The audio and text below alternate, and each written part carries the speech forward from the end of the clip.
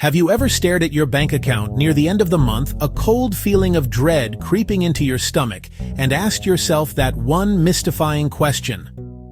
Where on earth did all my money go? You know you didn't embark on a wild spending spree or purchase a private jet. Your salary was the same as it always is, and you didn't face any catastrophic financial emergencies. Yet the number staring back at you is frustratingly, depressingly small. This isn't a unique phenomenon. It's shared by millions. It can make you feel confused, like you're playing a game where you don't know the rules, and it can certainly feel unfair. But there are very specific, very simple reasons for this monthly vanishing act, and more importantly, there are simple, powerful fixes. Today, I'm going to show you why your money disappears every month even when you earn enough. And more importantly, how to stop that cycle permanently. Let me tell you a story about my friend Anna. Anna worked diligently for years and finally landed a significant raise. She was ecstatic, and rightfully so. The first thing she did was upgrade her old cracked phone to the latest model. It felt great.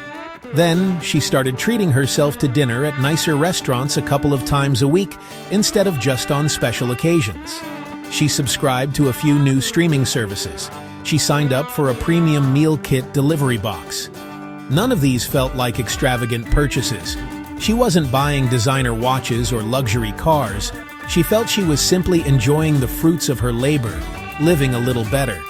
A few months passed, and Anna looked at her finances. To her utter shock, she was saving no more money than before her raise. The extra money was just gone. This is the perfect illustration of the first and most common silent thief of wealth: lifestyle creep. It's also known as lifestyle inflation. It's the insidious habit of increasing your spending as your income grows. Each individual upgrade feels small and justified. The danger lies in the slow, almost imperceptible shift in your baseline standard of living. The second silent thief, even sneakier than lifestyle creep because it operates on a much smaller, more frequent scale. This is the realm of invisible microspending. These are the countless small purchases that feel like absolutely nothing in the moment. They are so insignificant on their own that we don't even register them as real spending. It's the $5 coffee you grab on your way to work, the $3 surcharge for using an out-of-network ATM, the $15 lunch delivery because you were too busy to pack your own, the $2.99 in-app purchase to get more lives in a game, or the $10 subscription renewal for an app you completely forgot you even had. Each transaction is just a few dollars. What's the big deal? The big deal is their cumulative power. These tiny, invisible leaks are like a death by 1,000 cuts for your bank account. Because each purchase is so small, your brain doesn't trigger the pain of paying that it might for a larger purchase. Dropping $500 on a new gadget makes you pause and think. Dropping $5 on a latte doesn't. But if you buy that latte every workday, that's $25 a week, which is $100 a month, which amounts to a staggering $1,200 a year. Suddenly, that nothing purchase is a significant amount of money that could have been used for a vacation, a big chunk of your emergency fund, or a substantial investment. The first step to plugging these leaks is simply to make them visible. You cannot manage what you do not measure. By shining a light on these tiny transactions, you give yourself the power to decide if they are truly worth it, transforming unconscious spending into conscious, value-based choices. The third major reason your money seems to evaporate is rooted in a fundamental misunderstanding of how to manage it. Most people, when they get serious about finances, adopt backwards budgeting.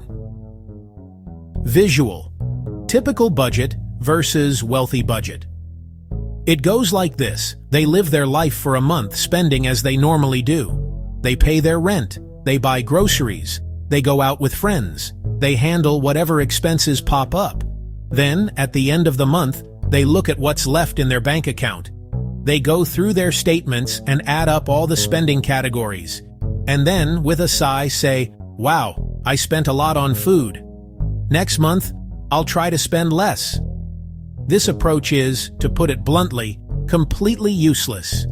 It's an autopsy, not a plan. This method puts saving last. It treats savings as the leftover crumbs after everyone and everything else has taken its piece of the pie. So, how do we fix this broken system of backwards budgeting and unconscious spending?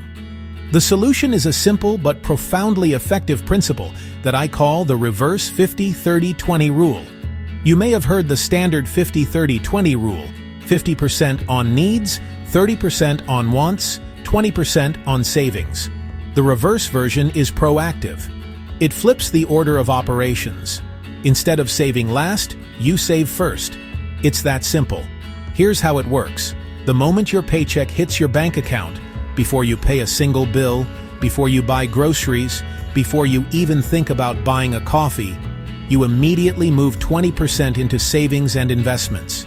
That 20% is non-negotiable.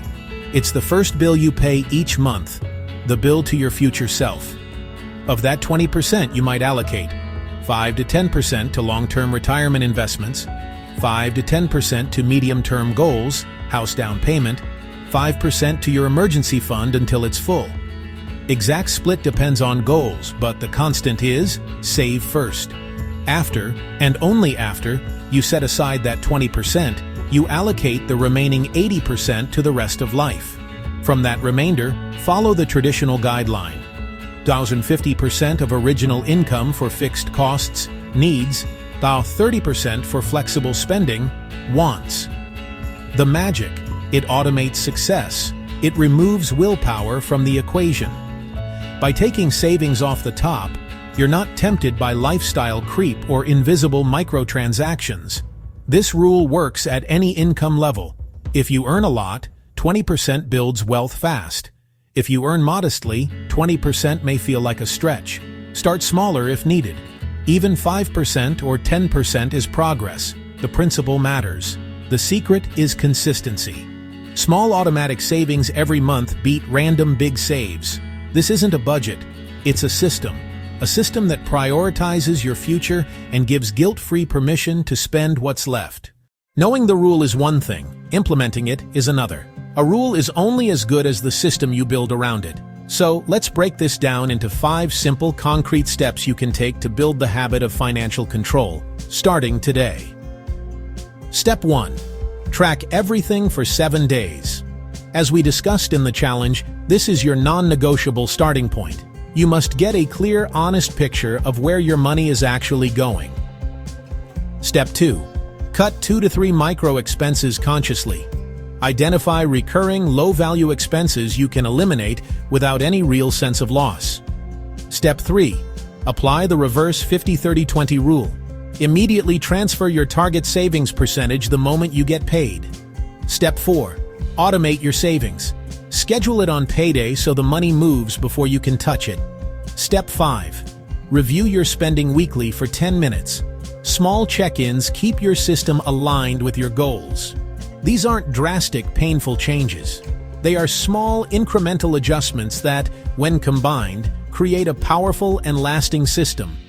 Think of it as building a financial fortress, one small, sturdy stone at a time. This is the critical first step toward reclaiming your money.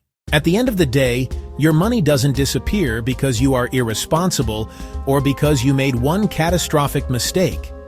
It vanishes because your financial system is weak, or more likely, non-existent. To build wealth and stop the monthly panic, you don't need more willpower. You need a better structure. You need a system that automatically directs your money toward the life you want to live, both today and in the future. The reverse 50-30-20 rule is the blueprint for that system. First, make the invisible visible through tracking. You can't fix a leak you can't see. Distinguish between value-based spending and wasteful spending, cutting what doesn't serve you to free up resources. Third, and most critically, you must pay yourself first. Saving is not a leftover. It is the most important bill you pay each month. Use automation to turn this practice into an effortless, unbreakable habit.